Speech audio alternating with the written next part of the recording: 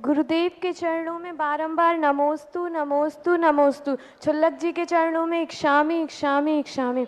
महाराज श्री, जब कोई जैन श्रावक या जैन परिवार किसी अनाथ आश्रम से बच्चे को गोद लेता है तो उसकी परवरिश भी जैन परिवार में ही होती है। तो जब वो बच्चा बड़ा हो जाता है तो क्या वो मतलब अभिषेक कर सकता है, चौका लगा सकता है, मतलब क्रियाएं कर सकता है? क्षमा चाहूंगी महाराज श्री, कोई अगर कोई अनुचित जिज्ञासा आपके समक्ष रखी। बच्चे का जो माँ बाप की जाति होती है, बच्चे की कोई जाति नहीं होती।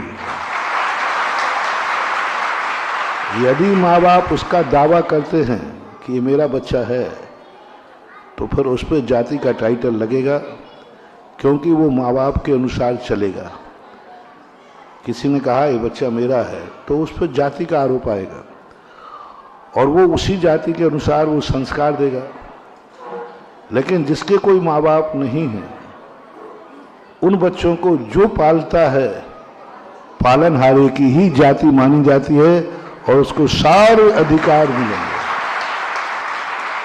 पालने वाले से अपना बेटा मान लिया और उस बच्चे के लिए आपने बाकायदा कानून से, समाज से बैलेट करके लिया है, तो शास्त्रों में ऐसा आया है, गोद लेने वाला व्यक्ति जिस किसी को गोद ले लेता है उसका गोत्र वही हो जाता है जिसने गोद लिया है।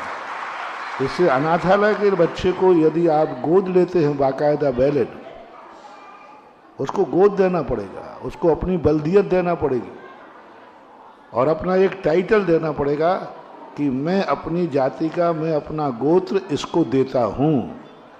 यदि ये प्रक्रिया अपनाई है तो बराबर उसको जैन जाति का है, तो जैन जाति में ऐसे बहुत सारे बच्चे आप लोग गोद लेते हैं, मातृ छाया से गोद लेते हैं, अनाथालय से गोद लेते हैं।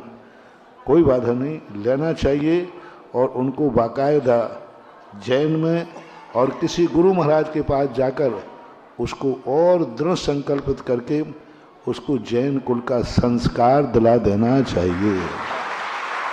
महाराज श्री, कल आपने अपनी पर ये सिद्धांत लैला मजनू पर लागू मत करना है।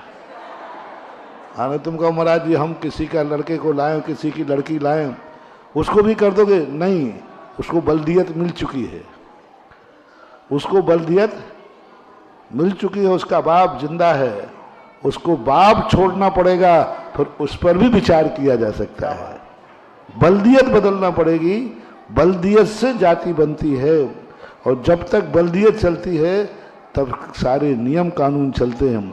जहाँ बल्दियत नहीं है वहाँ नया कानून बना करके उसको एक्सेप्ट किया जा सकता है।